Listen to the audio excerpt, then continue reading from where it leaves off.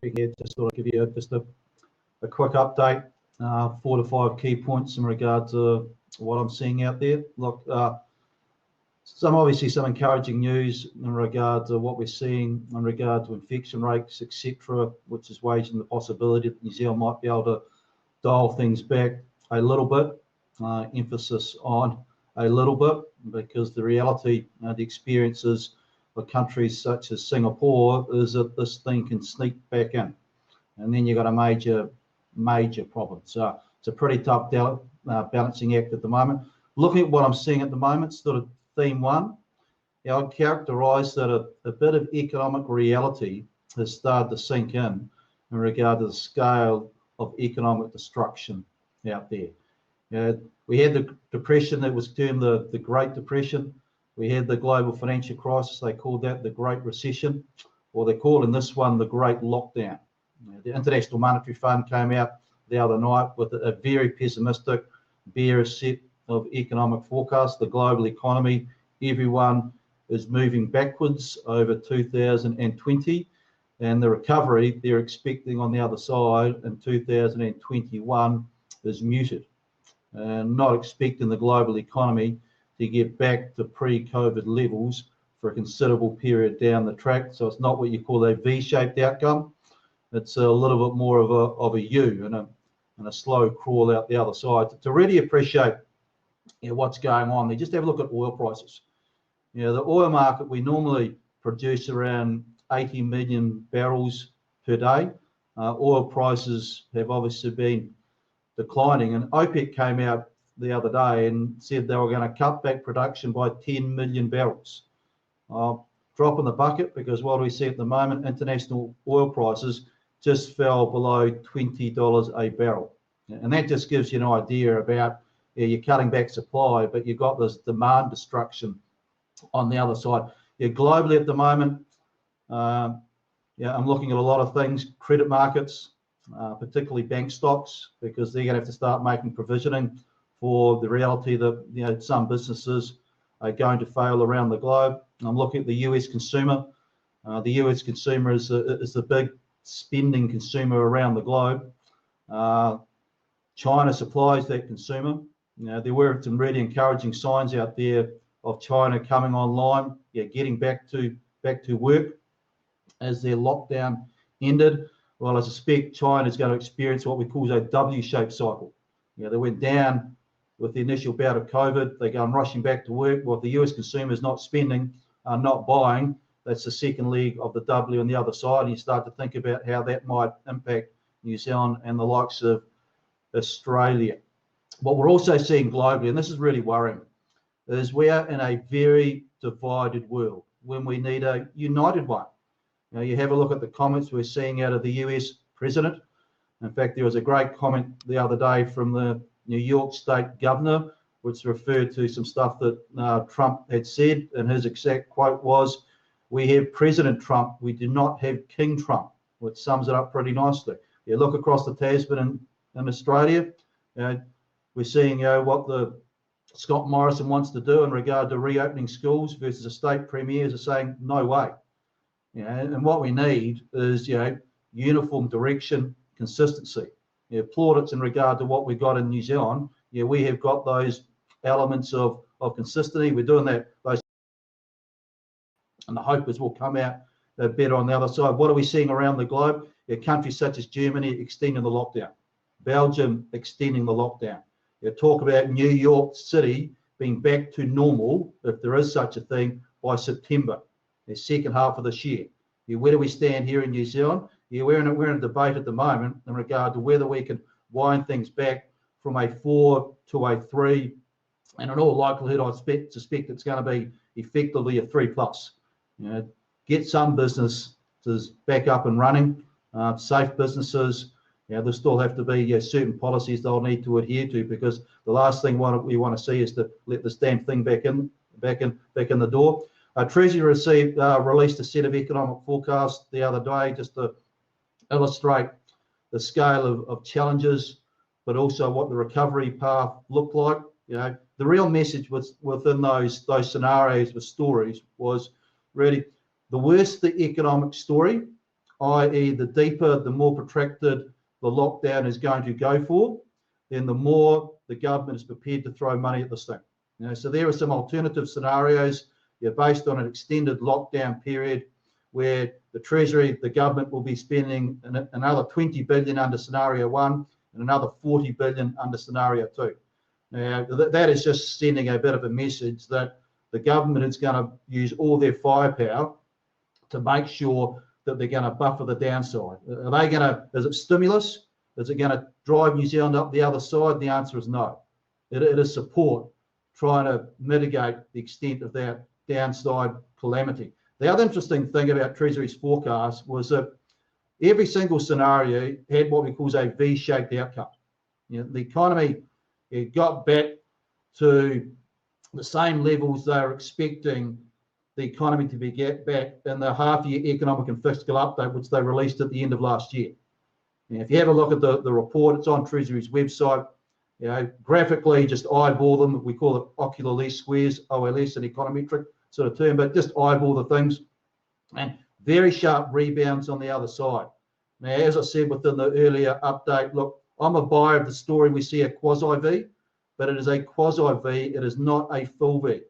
There's going to be some really hard yards that are going to need to be done on the other side. Yes, we're going to turn back on the lights, but a lot of businesses are not going to be in operation. They're going to make that hard choice. A lot of sectors are going to face a real hard grind out the other side. And I guess what we're also starting to realise is the scale of challenge as we need to get the fiscal books back onto a firm footing at some stage down the track, because it looks like the combination of lost tax revenue and additional spending to support the economy, well, the government is going to be borrowing over the next 4 odd years an additional $100 billion. Now, that is absolutely eye-watering. Now, at some stage, we're going to have to restore some viability to the fiscal accounts. Now, that is going to involve some pretty tough decisions down the track. My personal view, preference in regard to what we need to do, and we talked about it last time, we've got to have a ruthless obsession with improving the economic performance across the New Zealand economy. Look, final point I just thought I'd comment on, it's just, COVID is a bit of a lightning rod to other thematics that were going on. The returns to capital, corporates versus labour, wages, housing at the epicentre of the debate between the young versus the old, stakeholder capitalism versus shareholder capitalism, the long game versus the short game. Encouragingly, I'm starting to see some really good stuff across New Zealand that we're broadly, I think, on the same planet. The Prime Minister calls it sort of kindness. I think a lot of it's, to be honest, just a lot of common sense. We're seeing big organisations being prepared to deploy those balance sheets to help out the broader economy. But what we're also seeing is some organisations that are not sort of playing ball. Now, there's a big property trust, I won't name it, but they've been in the newspaper for the letters they've sent out to the tenants and the strong arm tactics they use. I'd encourage every business out there at the moment to think about the long game, not the short game. Think about what you can do if you've got balance sheet that can be deployed to help get the New Zealand economy through a pretty damn difficult time, but do the obvious test as well. And the test is the newspaper test. Look at the decisions you are taking and ask what they will look like if they made the front page of the newspaper. And you think about what that potential brand value could be or that brand damage could be. So good luck out there. I know it's tough times. We are starting to see some signs of turning the corner, but the economic data is still going to look pretty damn dark for another sort of 2 to 3 months. We got an initial batch the other day. Heavy traffic volumes for the month of March. Down about, light traffic volumes down about 30%. That was just March. They'll absolutely collapse. And April will see our largest record contraction in GDP we have ever seen. We'll see a bit of a bounce back in the second half of 2020, but 2021 and 2022, hard yards ahead.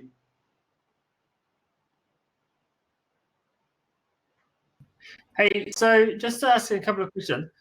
When you talk about government borrowing all this money and trying to soften the blow, does that mean that means that we don't go as deep into the hole as far as we would, or is it simply that we're going to go there, it's just not going to feel quite as bad? No, well, if you look at the Treasury put some forecasts out there, and the forecasts had some scenarios where the government did not deploy their balance sheet to help the New Zealand economy out. Yeah. Well, what was the result of those scenarios? Bigger contractions in GDP and bigger rises in the unemployment rate. Now, the government, throwing another $20-40 billion into the equation does not turn a bad outcome into a good one. It just makes it less severe. It doesn't stop unemployment moving up. It just stops unemployment moving up to potentially in excess of 20%. Yeah. Do you think that the construction sector will be or should be one of the areas to be able to go back into work? Yeah, I think construction's got the potential to go back to work, but of course, what are the rules? How is the operating model going to work in regard to social distancing? Yeah. What's the productivity going to be like across the sector? There's going to be some practical things that we need to think about. Yeah, but if we can design parameters to make it work, the sooner we can get cash flow moving across this economy, the better. But it's got to be within a very pragmatic approach. Yeah, and that's on the sector to prove themselves, right? That they've thought about it and they've got the methods to do it rather than wait for the government to think about it for them, right? Yeah, and you can bet your bottom dollar if you flout the rules and you don't play by the game, you'll get exposed on social media. Yeah, for irresponsible behaviour. Yeah, so this comes back to just making sure we do the right thing, because people are getting dobbed in for things left, right, and centre. Yeah.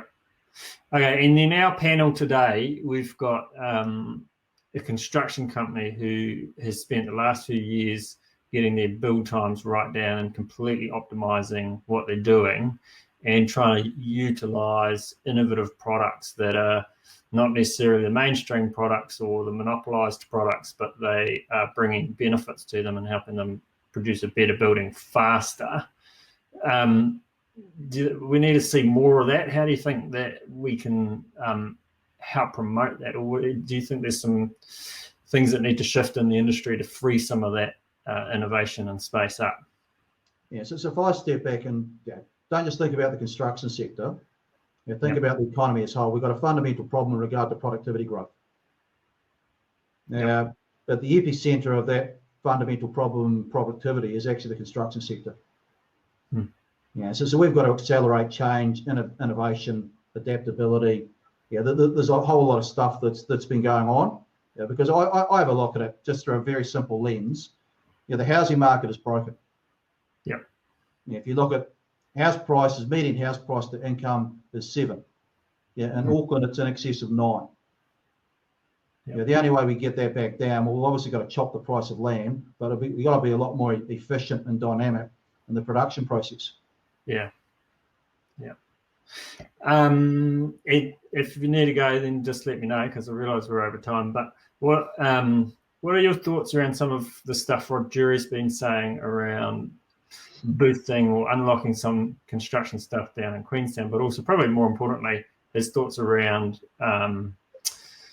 eco or sustainable electricity production as New Zealand's big leading thing to carry us forward? Yeah, it's one, but one of the ones I really like at the moment, and I commented on it in the paper yesterday, was this idea of getting a whole lot of high net worth individuals in. I think they put the number out at 2,000. I think the number we were talking about was about 200. It wasn't 2,000. they shoved in an extra zero, sort of inflated it. But normally we bring in these people and we get them and they build a house, or they go buy a building, and they might buy $10 billion worth of government stock. Right? What we want them is not to come in and do that. We want them to deploy their balance sheet and set up businesses. because they're well-connected international people. Yeah. And make it contingent upon getting a visa. If you come in here and you employ 10 to 20 Kiwis, and by the way, you've got to pay them all above the median wage. Yeah. But bring their skill set in, bring their connectivity, and start to think about how we can, turbocharge New Zealand in a technology sense, which is not just about Silicon Valley. It's learning from international best practice in regard to what they do in other jurisdictions around the globe. And you sit there and think about what we could learn off the Germans. Oh, hey, that's awesome, man. Appreciate that.